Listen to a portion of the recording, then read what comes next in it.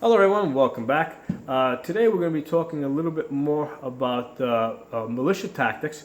The situation is that the United States has been invaded by the Soviets and the Cubans, and they're occupying half of it. And we have people caught behind enemy lines that are forming militias to fight the communists. Okay, of course I'm talking about the movie Red Dawn from the 1980s. In this video, I'm going to be talking about the lone operator. Okay, one of my followers asked me the question: how would an individual, operate on his own? And my answer is that as a sniper. Okay, not really a sniper, really more as a sniper-like. Okay, the reason why I say he's not really as a sniper because military snipers work as part of a team. Okay, they got a spotter, but they also have people providing intelligence before the mission. They have people helping them get to the area where they're going to be operating. They have people that are helping them get out. So snipers really don't operate on their own. They're part of a sniper team. Okay, so in this case, we are operating alone, and there's some concerns. The first concern is we have a planning problem. Okay, we have to plan the whole mission on our own. We have to gather intelligence as far as first of all, where and when are we going to attack, and how are we going to get ourselves out.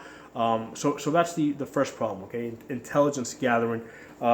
During World War II, the French resistance often used women for intelligence gathering, because what would happen is the German soldiers would gather in nightclubs and bars, and basically the French resistance would send women there to get them drunk and get information out of them. So that was a really important part of the resistance movement. The intelligence gathering, which they oftentimes they relayed that information to the Allies. Okay, so in this case, we don't have the benefit of anybody gathering intelligence for us. We have to do all that on our own, and realistically, we're probably not going to do it very well. Okay, not unless we're really cute or something. It's going to be very hard to get the Soviets to give you good information. Okay, that's going to be useful for your missions. So that's the first thing. We have a planning problem. Second, we have a travel problem. Okay, we have to basically get ourselves to the location where we're going to be, doing this mission, and we have to get ourselves out. Okay, we may, are we going to walk the whole way? Are we going to drive ourselves there? Of course, when you're driving on roads, the Soviets own those roads. Okay, so that puts us at risk. We don't have anybody to help us. Okay, so we have a travel problem. Okay, the next problem is that we have a one-shot problem. We can only take one shot. The reason is because the second shot will give away our position. Okay, in this area where I'm at, people often hunt, and a lot of times when somebody's hunting, I'll hear one shot, right? So when I'll hear one shot, and I'll look up, and I really don't have a good sense of what direction it's in. But if I hear a second shot, right, because let's say they only wounded the animal, when they make that second shot, I'm usually able to narrow it down to it's this way, so I'm able to narrow it down to at least one of four directions. Okay, if there's a third shot, I can usually narrow it down to somewhere between 10 and 20 degrees. I can say it's this way or that way or that way.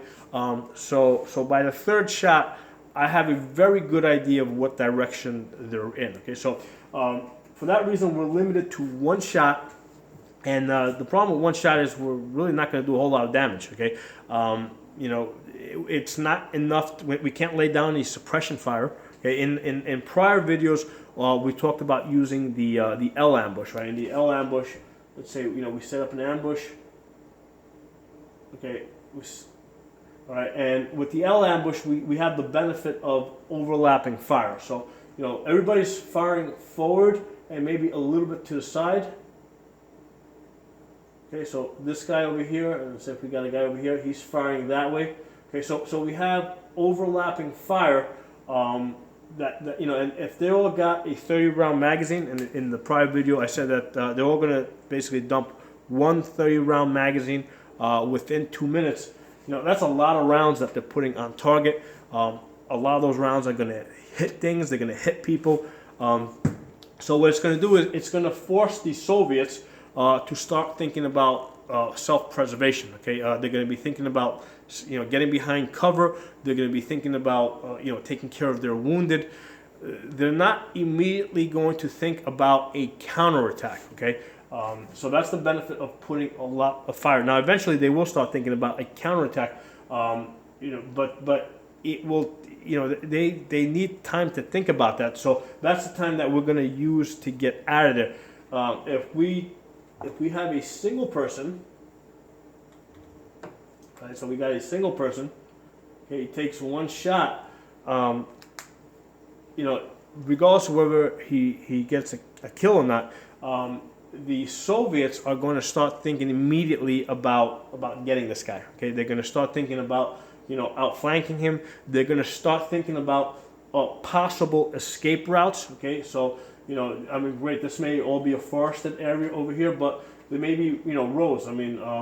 At this point, in the 1980s, right? Most places in the United States, even if it's a even if it's a forest, okay, because I basically live next to a state park, there's still roads that run through the state parks. Okay, so basically what the Soviets are going to start doing is, okay, where are the roads? Okay, you got a road here, and they're going to start patrolling those roads and trying to basically box our lone shooter in. Okay, because that one shot that he took was not enough to get them to think about staying behind cover. He didn't do enough damage where they're just thinking about, okay, let's just take care of our wounded. So that one shot, it was really not that effective. Okay, so our lone shooter has put himself at great risk, and for it, he's really had a minimal success. At best, he killed one communist. Okay. So that's the problem. That's one of the problems, that even if the mission is successful, okay, we're taking a great risk, and at best we just got one shot. We really can't take more than one shot because it's going to give away our position. Okay. Second, we have an escape problem. Again, because we didn't put down enough, we can't put down enough suppression fire to get ourselves out. The Soviets are immediately going to start thinking about a counterattack, about pursuing us, about cutting us off, about encircling us. So it's really hard for us to get out of the area. We're probably on foot. We're going to probably have to travel a good distance to get to, if we drove in with some type of vehicle, we're going to probably have to travel some good distance to get out of there. The Soviets are going to really quickly going to be able to basically dominate all those surrounding roads. Okay, so we have an escape problem. Okay. Then we have a hide problem. Okay? Even if we do get out of the area, where are you going to go? You're not going to have a network of safe houses set up because you're operating by yourself. At best you have maybe 2 or 3 possible locations, and people are going to see you. Okay, you'll be seen. The Soviets are going to start asking a lot of questions in the area. They're going to start really pressing people. And don't think that people won't give you up, okay? Because what will happen is that initially when the Soviets come into the area, there's going to be some serious food shortages, okay? And at some point they'll start letting the food come through, and people will realize that the food comes from the Soviets. And basically the Soviets will use that as a currency. Okay, anytime they want something, they'll cut back on the food. You want a little bit more food, give us some more information. So people will, will sell you out really quickly. Again, we saw that during World War II when France was occupied. You had basically almost half the country was collaborators. Okay, people were more than willing to work with the Germans. They basically accepted them as the new reality. And they really had no, a lot of people had no trouble turning in, resistance fighters or they had no problem cooperating with the Germans. Okay, so that's a reality, and even if we look at the American Revolution, okay, a lot of people think that during the American Revolution, all the colonists united to fight the British, and that's not the case at all. About 30% of the colonists were loyal to the British. I mean, extremely loyal to the British. About 40% did not care one way or the other. Okay, so right there you have about 70% of the population that would have been more than willing to turn you in. Okay, and then the 30%, right, that supported the American Revolution. It's questionable as to how far they would go to actually protect an individual. Okay. My guess is that if the British came into a house, they pointed a bayonet at somebody's chest, it would not, they probably would have given the British whatever information the British were looking for. There's probably a very tiny percentage, okay, that would have been willing to even accept a beating, without giving the British whatever they wanted to. Okay, so that would have been a really tiny percentage. So basically we have a hiding problem. People are going to see you. They're going to see you moving around. In any given area, people kind of know each other, especially if you're moving around during an occupation. People know when people are out of place. Okay, so again, we have a hiding problem. Next, we have a supply problem. Okay, where are we going to get our supplies from? We don't have a network to supply us. So you're going to go out. You're going to try to get some supplies. Well, how are you going to buy your supplies? You're not working because you're a lone operator.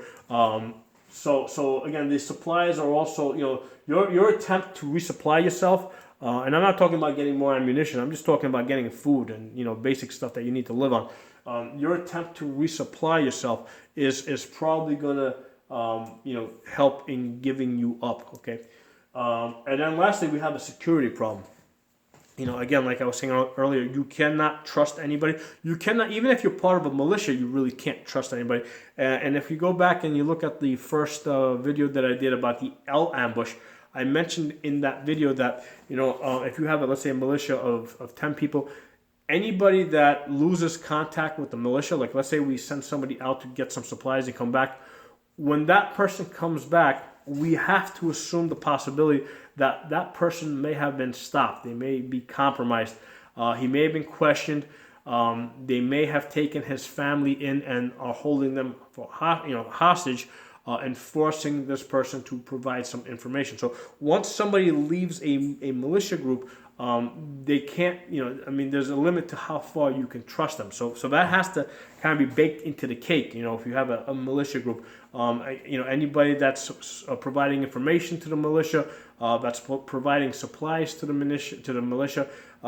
Again, we have this security concern, but because let's say you have a 10-man team, you have more resources, to try and to work around that security situation. Okay, working as an individual, okay, you really don't have anybody. Okay, so anywhere you go, everywhere you go, trying to basically resupply yourself. Any one of those people can give you up. People are going to see you moving. If you try to, if you're trying to collect intelligence, right? If you're trying to gather information on your own about how the Soviets are moving through an area, so forth. Again, you'll be seen. People will see you at that location, and eventually, the Soviets, when they question the people, that somebody's going to give you up. So we have a security problem. So these are my thoughts on that. On operating, I'm working as a lone operator in the Red Dawn alternate reality universe. And if you guys have any alternate ideas about how an individual would be effective, please put it in the comment section. My thoughts is that he's a lone individual will have a very difficult time being effective for the reasons that I listed here. But I'm definitely open to new ideas. Perhaps you guys have some other idea that I had not thought of. I look forward to talking to you guys soon. See you next time.